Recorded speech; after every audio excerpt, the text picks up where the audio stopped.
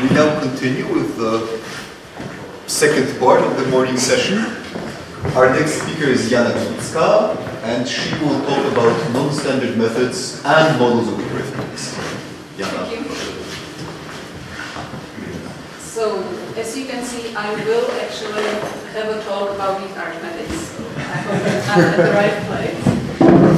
But I will also talk a little about set theory. So, sorry about this. First, I will tell something about what our non-standard setting will be. Then I will define the most important structure of my talk, which is denoted as .n. Then I will tell you what I mean by grading. And then I will put some results about so-called graded primes. And the most important result of this talk will be that in a certain structure I will define the twin prime hypothesis, the twin prime conjecture vectors. So, what is our non-standard setting? So, first of all, I should tell you that we will be working in set theory without axiom of foundation. So, if you are used to some usual set theoretical arguments, these might not work in our setting because we do not have axiom of foundation, and something are a little bit different. And actually, we will be working in some extension of Sermo-Fraenkel set theory without axiom of foundation, and this theory ensures that we can have two classes which are denoted here by this kappa and by this I and also by this star, so sorry, three classes. And these are the properties of those classes. So let me draw you a picture. We have the usual universe of set theory without foundation. And we have a fixed cardinal kappa, which is sufficiently large for anything we will need later. So don't worry about it, it's some cardinal. It's not a large cardinal, it's just sufficiently large for our purposes. And then I have a transitive class, which is kappa saturated, almost universal, and I have an elementary embedding of our universe into this class. So the picture looks like this. I have some embedding which I denote by star. It's a class mapping.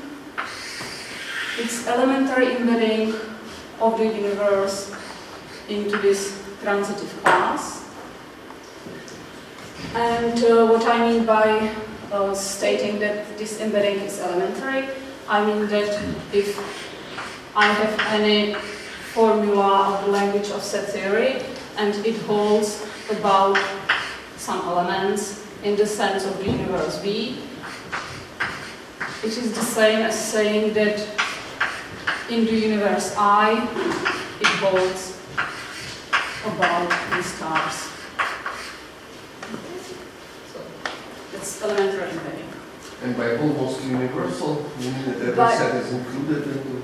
Yes, yes. By almost universal, I mean that every subset of I is included in some element of I.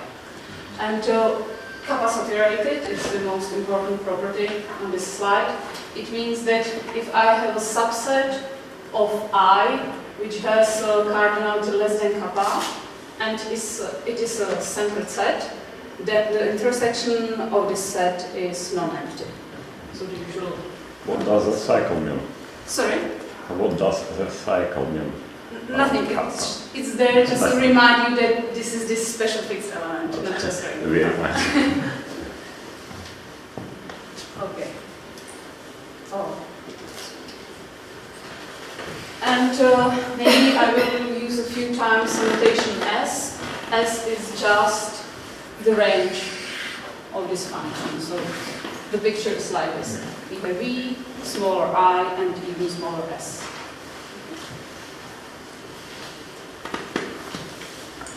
And now this lemma. It holds that for a bounded formula of set theory, if the formula holds, then the formula holds about starred arguments. Why it is? Well, we have this because we have this elementarity of star, and because I is a transitive set, and all bounded formulas are absolute for transitive sets, we have, sorry. Okay. So that's the lemma.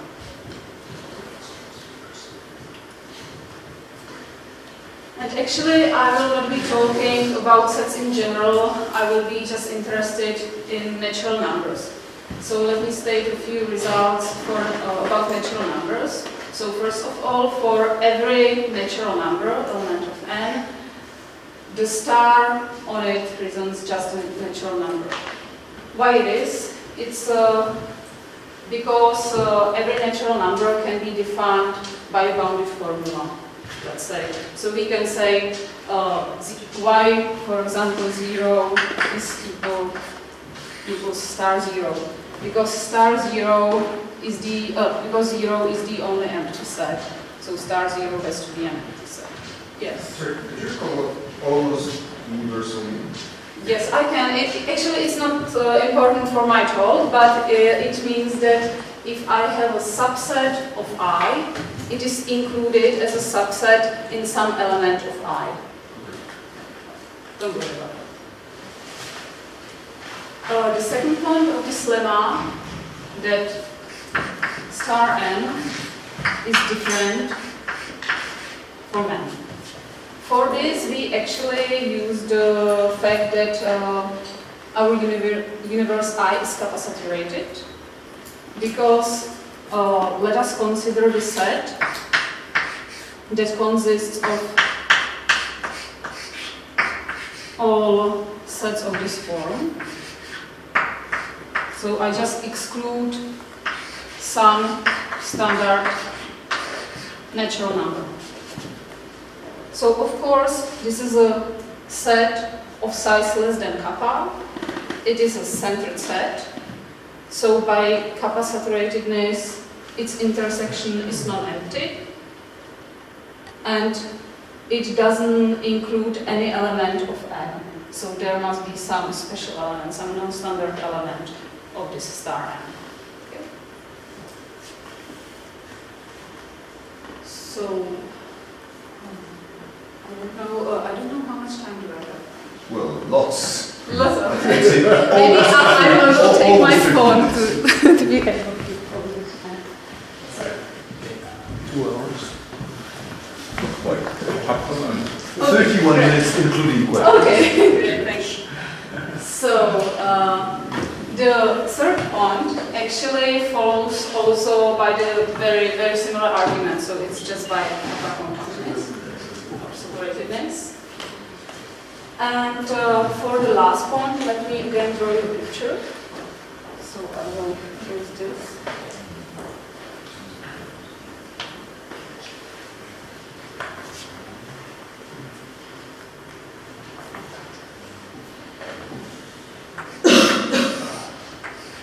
So this is just a set of standard natural numbers, structure n.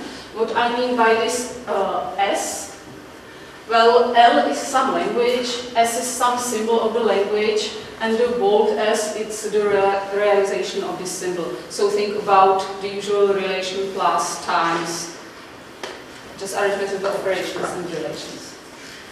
So if I have this structure, I have already told you that the star of n is different from n. And actually, the star of n looks like this. It's an nth extension of this structure n. Why is it an nth extension? Because I can express by a formula that, for example, element 5 has only 5 predecessors. So the sign must hold about 5 even in this larger structure, so I cannot add new elements inside here. So all the elements are here.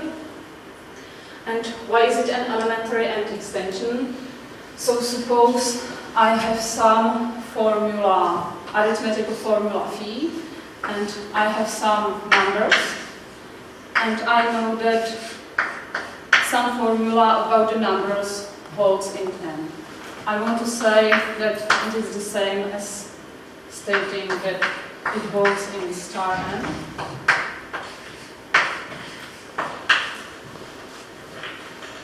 Why this? Because this whole fact can be expressed by some bounded formula with parameters n, a, and some symbols that are used in this formula. This is a bounded formula, and I have to learn about bounded formulas to say that these bounded formulas holds about stars. And then the only thing I want to use is this, that star of a standard number is just a standard number. And it forms for me. Okay?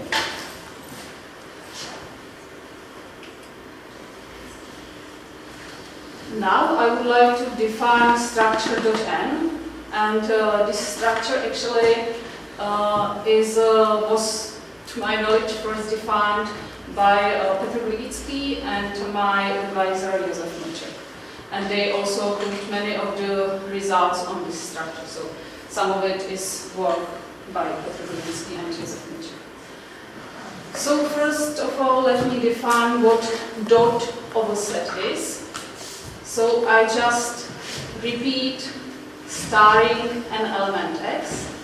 I take x star, star star x, star star star x, and take the union.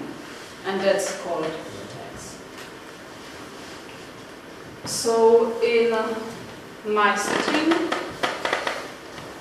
continuing with this picture,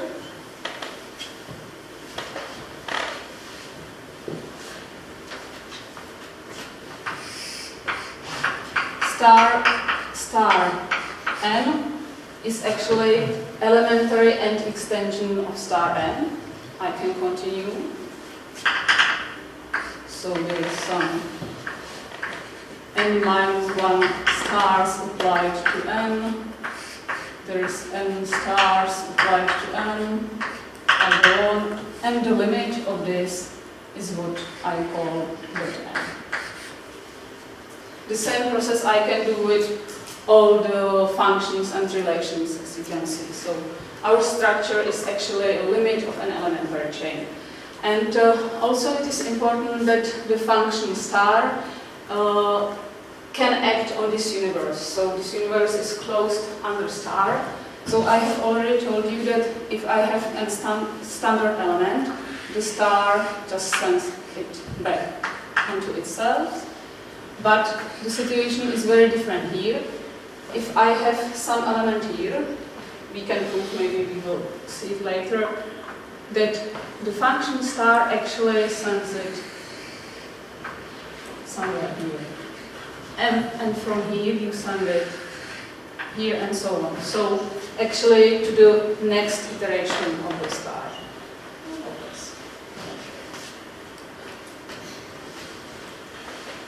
And this will be a very important lemma in my talk.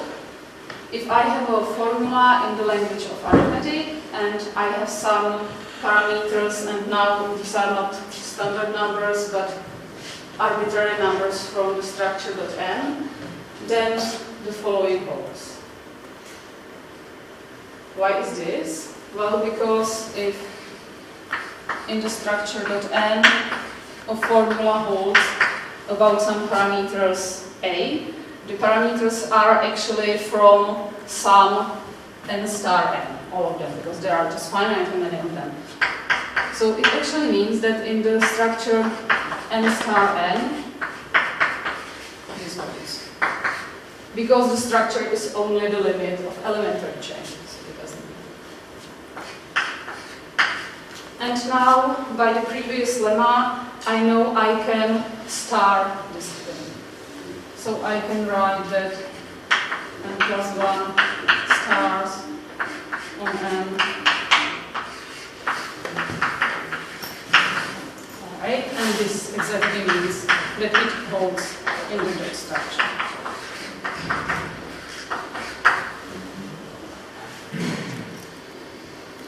And this is just a particular case when the formula expresses that the function g gives some result. Just a particular case. Okay. And now let me say a few words about what grading is. Before I do that, I will have to define what rank of an element is. So, rank of an element of our structure .n is the minimal standard natural number n, such that A is an element of n star n. So if you look at this picture, also I should just say that n is also understood as 0 stars applied to n. So this definition makes sense even for the elements from this structure n. So all the standard elements, according to this definition, have rank that is equal to 0. All the elements of this subset are of rank 1. Those are of rank 2, and so on. Okay? So those elements are of rank n. It can be also seen from this picture that if I have element of rank 1 and apply the function star of it, I get element of rank 2. So if I apply the function star on some non-standard elements, I always increase the rank.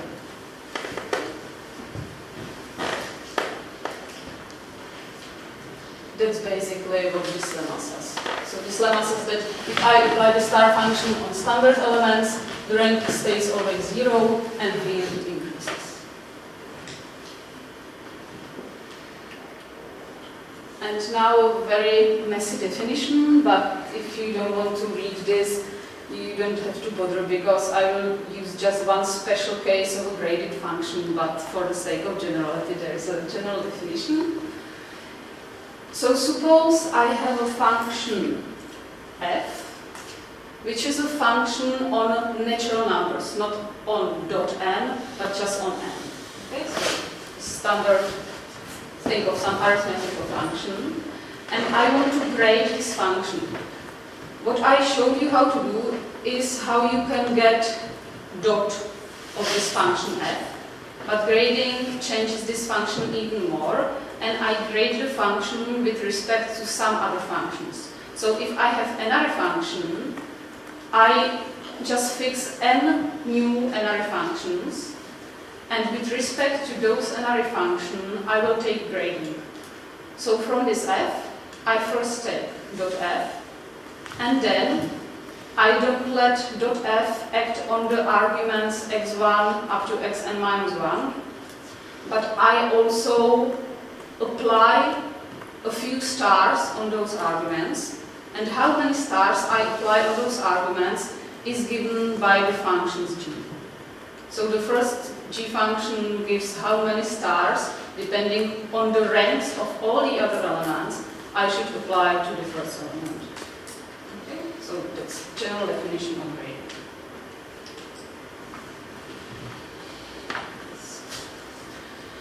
And now I define the only graded function I will actually use. So, okay, this is some formal definition of those functions g0 and g1, but actually rewritten in a human form, it means that if I take function which I denote by dot and an arrow, actually I should write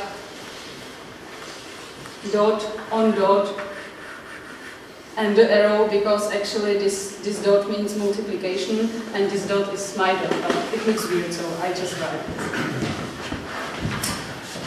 So this function actually just takes x times and rank of x many stars applied to y. So just different multiplication. And now we can prove that this structure, which I call the graded structure, and for the rest of my talk I will be working just in this structure.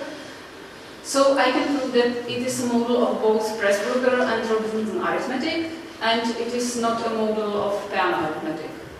So of course it is a model of Pressburger arithmetic because the structure .n was model of Pressburger arithmetic, and I did not change the successor and plus function, so it stays the model of reciprocal arithmetic.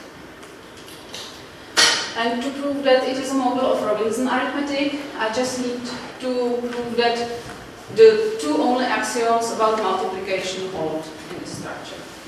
So I just want to prove that x graded times 0 is a 0. Why is that? Well, if I rewrite it by our definition, it means x times rank of x applied to 0, but 0 is a standard natural number, and if I apply star, it just stays the same. So, and the second, I want to prove that this equals the last one. So, it's just rewritten by the definition.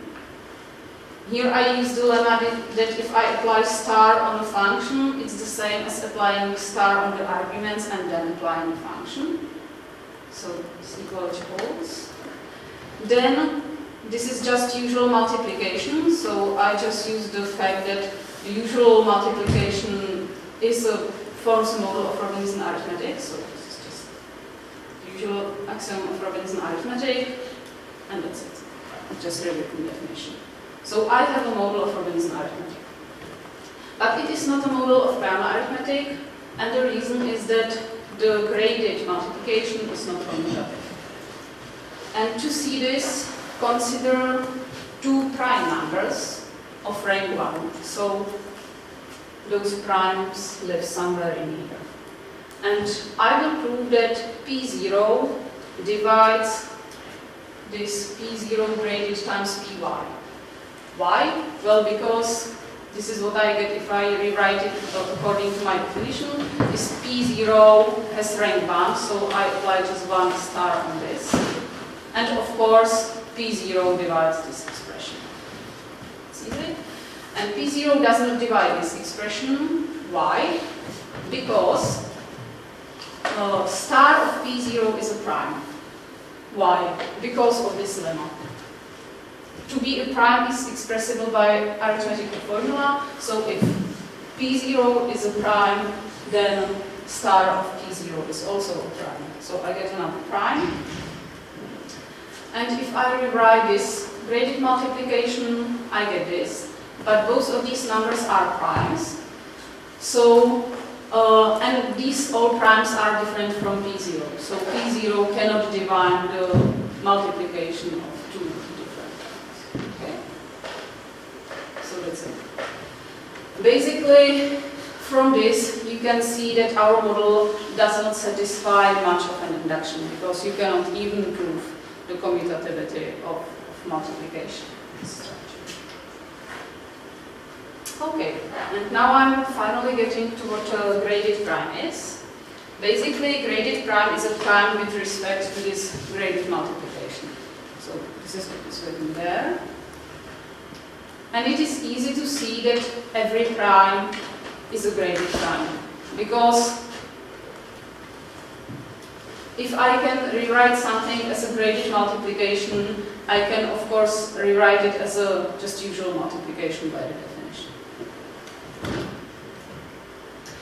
There are some examples how it can happen that something that is a composite number, that is not a prime, happens to be a graded prime, but I will skip them because I don't know whether we have enough time for this. Maybe I will come back to this later.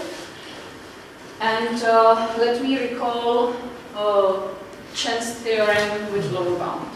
It is a theorem that says that it's a usual theorem in number theory, so it's formulated just in the structure N.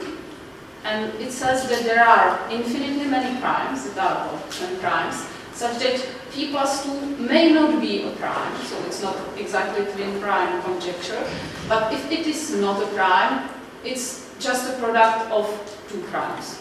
So it's almost n prime. And moreover, the prime factors of this number P plus 2 are bounded from below by this expression. Okay, so they are relatively large with respect to P. So this is a theorem, I think, from the 70s. And to use this, I will have to define one more function, and it is a depth function.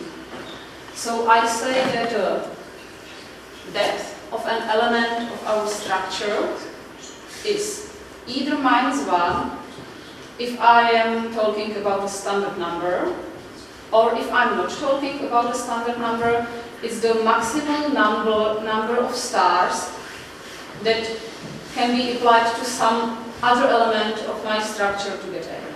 Okay? So on this picture, all elements here have depth -1.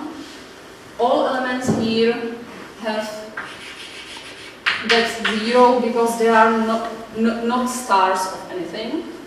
And here it gets interesting. The elements here can have depth 0 or 1, and here it could be 0 or 1 or 2 and so on. Okay, so all possible depths are always included. That's basically what this note says. And now I will have to prove that if I have some infinite subset of natural numbers, so let's say that there are infinitely many elements that belong to L, and if I apply stars to this element, so actually if I apply 1 star, I add some elements of star L here. And what I want to say is that always for any natural n, this star of L contains an element of the highest possible rank and least possible depth. Okay? It can be easily seen when n equals 1, because of course if this set is infinite by the compactness, there must be some new element here, and all these elements are of the maximal rank and of this depth. And I can prove it, but let me skip this because there is no interesting idea. And this is a theorem that almost gets us to the twin prime conjecture. So if I have two primes such that the bigger of them is P.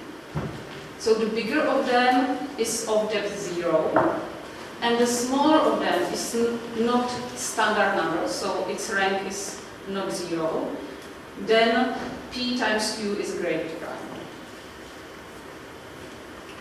Why is this? So the situation looks like, okay, somewhere here I have my Q, and somewhere maybe here I have my P, but I know that this P is of depth 0. It's not star of any element. So suppose for contradiction that I can write P times Q as a multiplication of some two numbers, such that both of them are different from 0. So it's not a graded prime. Well, I just rewrite it, the definition like this. So both of these numbers are non-standard because both of them have rank bigger than 0. So their ranks, yeah, that's exactly what I said. So their ranks are bigger than 1, at least 1. And if the element y is of some rank, and if I apply some number of stars to it, I always increase the rank. So the rank of this element is bigger than the rank of y. And because the rank is bigger, it must hold that the element is bigger. Okay. And the product of those two elements equals to the product of two prime numbers. So the elements must be exactly the prime numbers, and the bigger of them must of course be the bigger of the two prime numbers. So I conclude these two equalities. But I suppose that the depth of the element P is 0. What does it mean? It means that P is not a star of any element, but it is a star of any element because rank of X is at least 1. And that is a contradiction. Okay. And here, which is the last slide, the twin prime conjecture holds in this structure, for this graded primes. So the easy case is maybe the twin prime conjecture actually holds in N. Then by elementarity it of course holds in the structure .n, and because every prime is also graded prime, then every twin prime pair is also graded twin prime pair. So we are done. Okay. So suppose it does not hold. And I will form this set. It looks horrible, but actually it's not that complicated. I know that there are infinitely many elements of the form p plus 2. And the p plus 2 may not be a prime, but can be written in the form s times L, when this s and L are primes, and L means that this is the larger of those two, this is the smaller of those two. So I will use this notation, and moreover I know that s and also L are bigger than p to the power of 3 over 11. That was exactly Chan's theorem.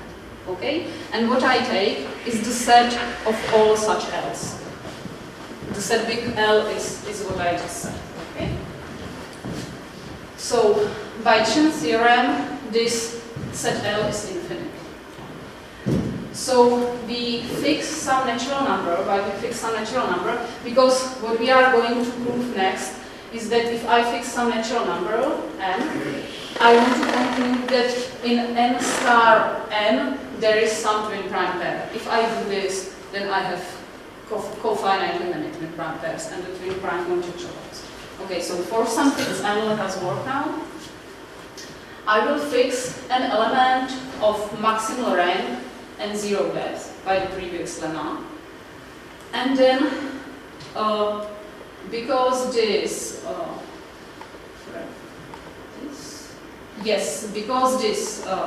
element L was of rank n, and S is smaller, but not much smaller. S to the power of 4 is bigger than 5 because of this lower bound. We may conclude that this actually is of the same rank, and because P is just product of the elements of rank 2, it's also of rank n. Oh, sorry, product of two elements of rank n, so it's also of rank n. By the previous theorem, I have the product of two primes such that both of them have non-zero rank and one of them is of depth 0. So by the previous theorem, this is a graded prime. And that's exactly what I wanted to prove. So I think it's the last slide. Yes, so let me continue.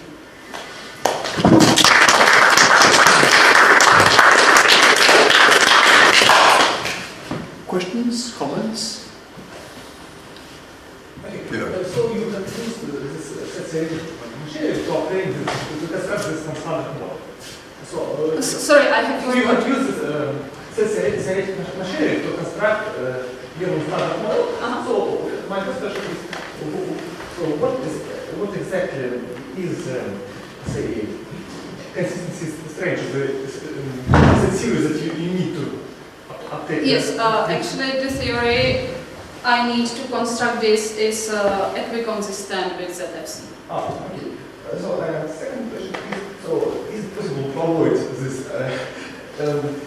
using this non-standard set theory and construct the same model in just in ZFC?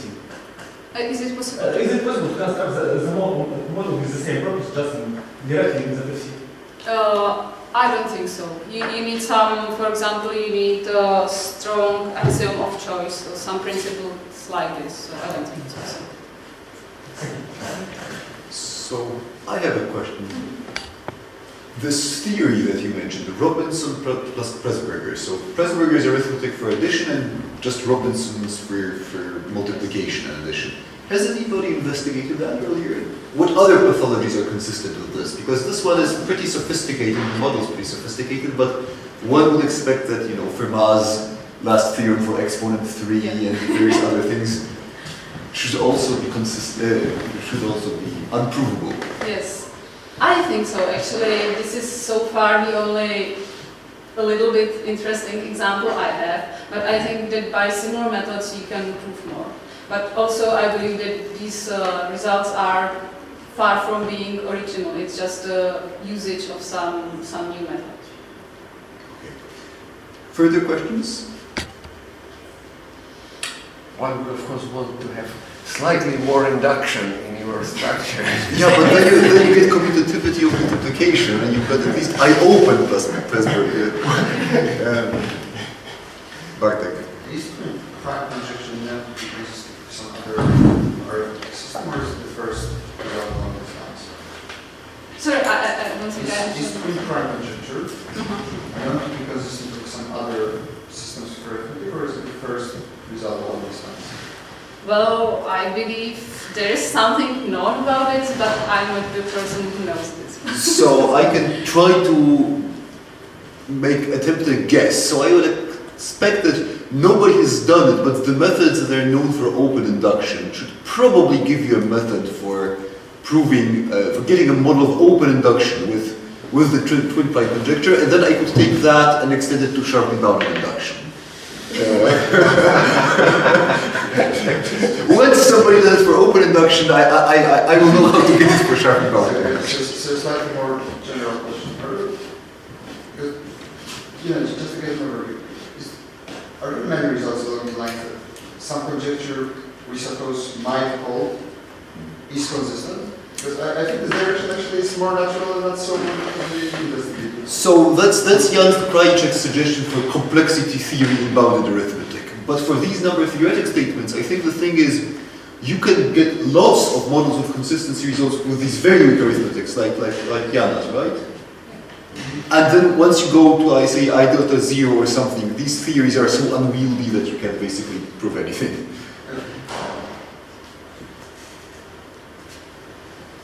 Any further questions? In that case, let's thank Jana again.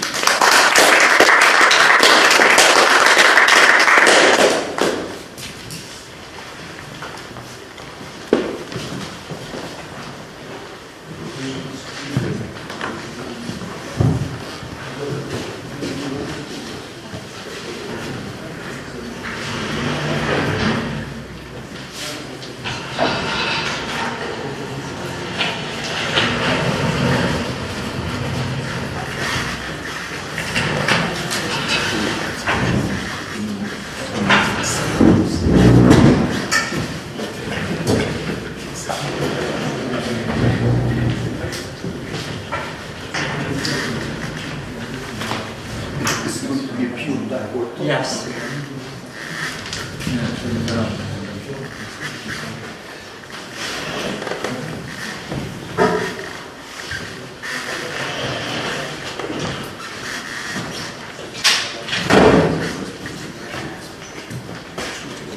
Yeah, it is actually shooting here, but I think it sounds very good. It's the same.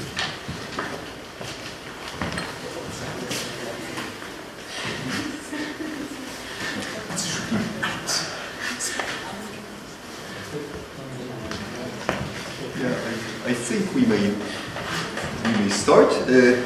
Our next speaker is Daniel Shamkhanov, and he will talk about global neighborhood completeness of Gödel logic. Thank you. First of all,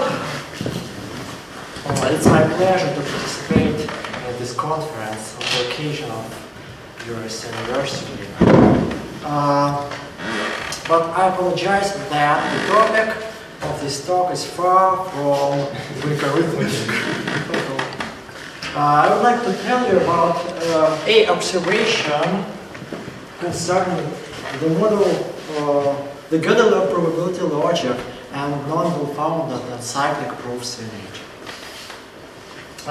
Let me briefly remind that GL or Gödel logic is a model logic where formulas are built from the constant velocity, propositional atoms, implication, and the model connected box.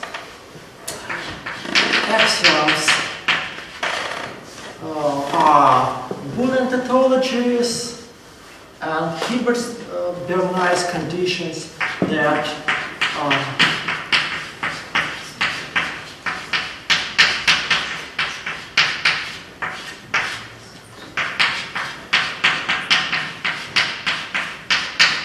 And this fragment of GL is also called K4. It's a standard model logic. And finally, so-called Loeb's axiom. That is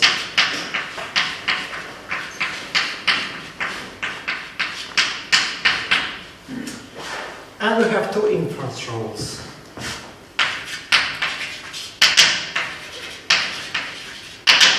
Modus ponens and necessitation rule. It's well known that GL is sound and complete with respect to its arithmetical interpretation. That is, if we interpret atoms as sentences, closed formulas of pen arithmetic, and the model connective box as probability predicate, then we obtain that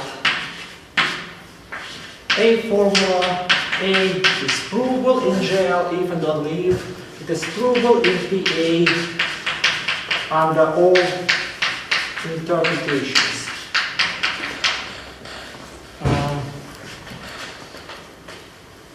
And there is a well-known silent property of GL, so-called fixed point theorem, which corresponds to diagonal lemma, and that says that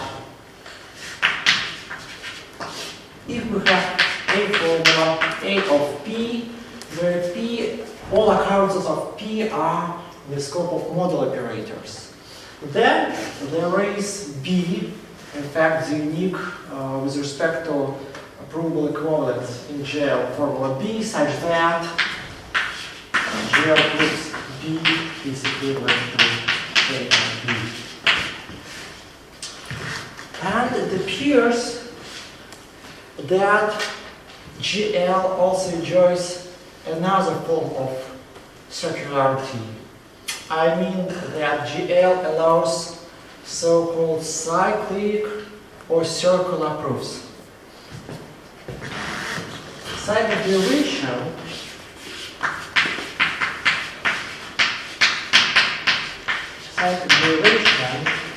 can be defined as a finite tree of formulas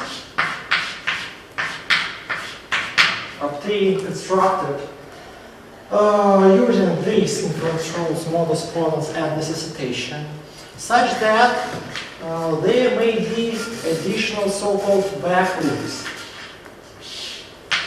A leaf can be connected with another node marked by the same formula, say B, for simplicity lying on the path from the root to this leaf, such that there must be an application of necessitation rule in between.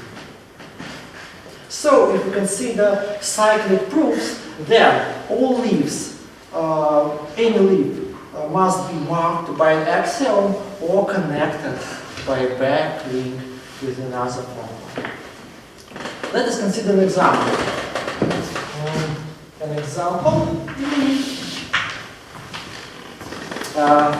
Which formally illustrates the second incompleteness theorem of Gödel. This theorem says that if piano arithmetic proves its own consistency, then piano arithmetic is inconsistent.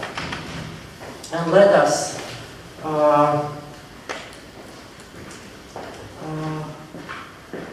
consider a cyclic derivation in GL, assuming the consistency statement. That is, box falsity implies falsity. And obtain contradiction, obtain falsity. Falsity can be inferred from the consistency statement and from box falsity by modus ponens rule. Box falsity can be obtained by necessitation for falsity, and here we can say, okay, we have already obtained this, and draw the back link. So there is an example, it is an example of cyclic derivation, which I consider as informal illustration of the second complete theorem. Okay. It can be easily shown that GL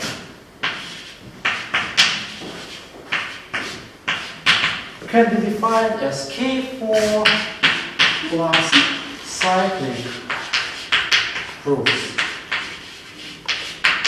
And this is equal to GL plus cyclic proofs.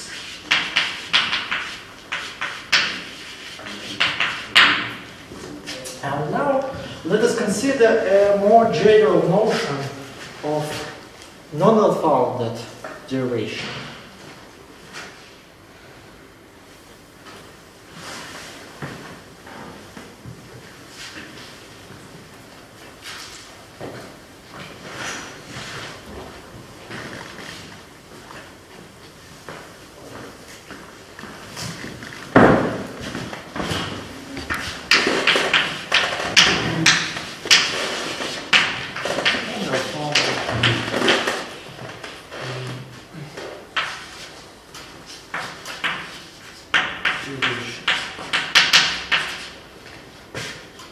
Or I will also write it as infinity derivation.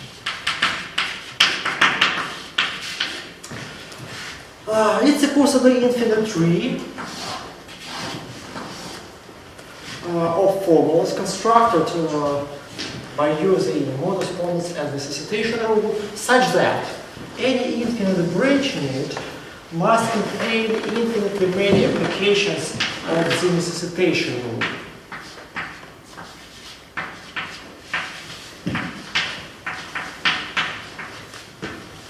Evidently,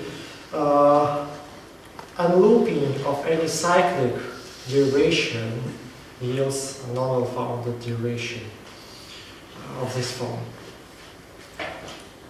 A leaf, I will call a leaf assumption leaf if it does not mark, if it is not marked by an axiom, then it will be, I will call it an assumption leaf. And if there is an application of the root neck on the path between the root and this leaf, then I will call it boxed assumption leaf and non-boxed otherwise. Okay, let me define some derivability relations connected with this notion of derivations. I will write gamma turnstile implies in this sense with a subscript j from log 1 over a if there is non-unfounded derivations where all assumption leaves are marked by some formulas from gamma. And I will write sigma gamma turnstile implies a if there is an infinity non-unfounded derivation such that all boxed assumption leaves are marked by formulas from sigma and non-boxed assumption leaves are marked by some formulas of gamma. And in this talk, I would like to, I guess it's interesting to clarify this circularity and non-unfounded feature in GL, and in this talk I would like to discuss, to find asymmetric counterpart to this derivability relation. I forget to say that all non-unfounded proofs, GL allows all non-unfounded proofs, that is GL plus non-unfounded proofs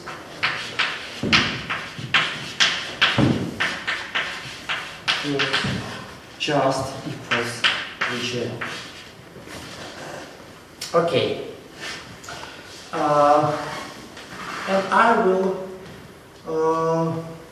will try to find this counterpart in the context of so-called neighborhood semantics. Neighborhood semantics of model logics lies somewhere in between algebraic semantics and well-known Greek or relational semantics.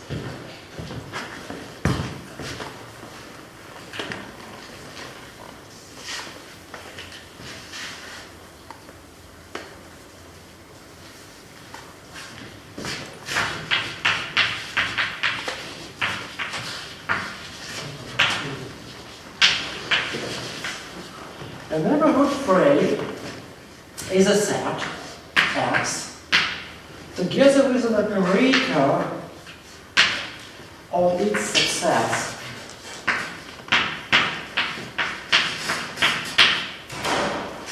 Box maps subsets of X to the set of subsets to the power set of subsets of X. And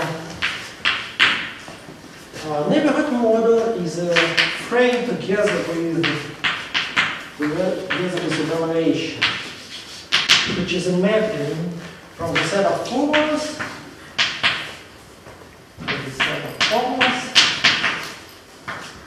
to the power set of X. I apologize, maybe it's basic modological notions, but it's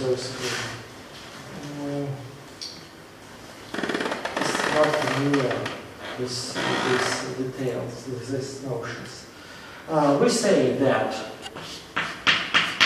formula A is true at a world X of a model M if the model X belongs to delta A.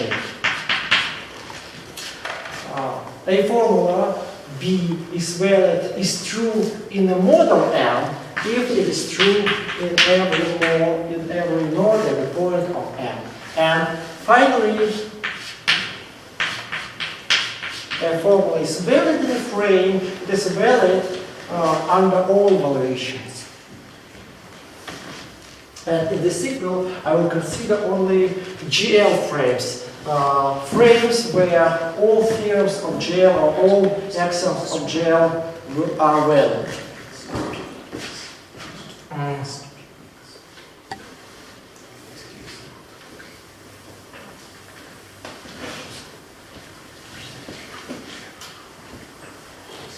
And there are several semantic consequence relations associated with these semantics.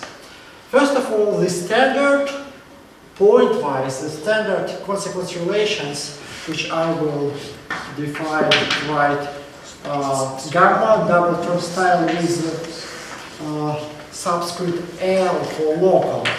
That means that for any model M and any point X, if all formulas from gamma are true in this X, then our formula A, this formula A is also true in X. It's a standard notion, similar to Greek semantics. Okay. The other kind of consequence relation, so-called global semantic consequence relation.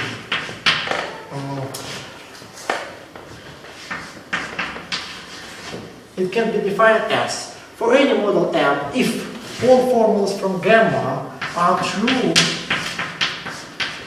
in M, then A is true in all points of M. And finally, I will need a generalization of these two consequence relations.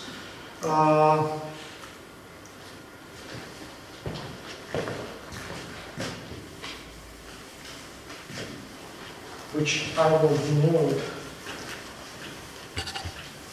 as sigma gamma double turnstile A, which means the following.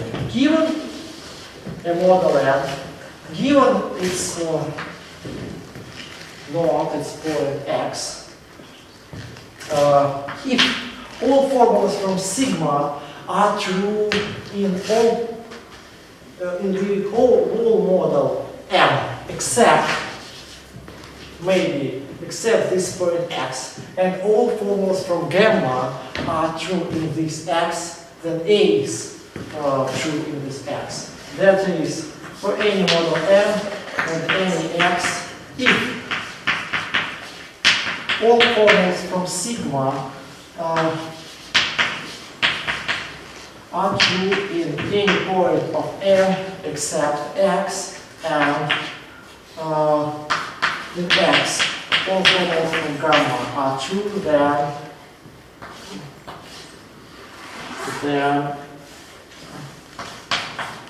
A is true at x. Okay. For this standard semantic consequence relation, there is a theorem due to Valentin Schachmann that says that A is a local semantic consequent of gamma if and only if A can be derived from gamma by the ordinary derivability relation, that is, if there is a finite derivation from assumptions gamma and maybe theorems of GL such that constructed using only the rule modus ponens without the necessitation rule. And this fact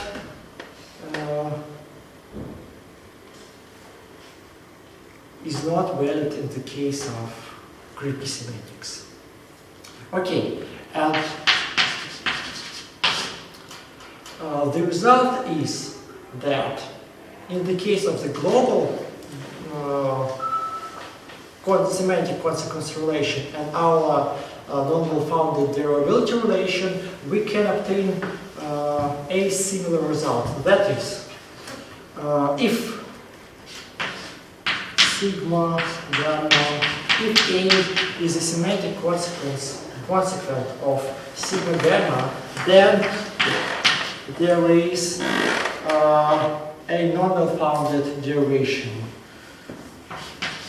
and vice versa.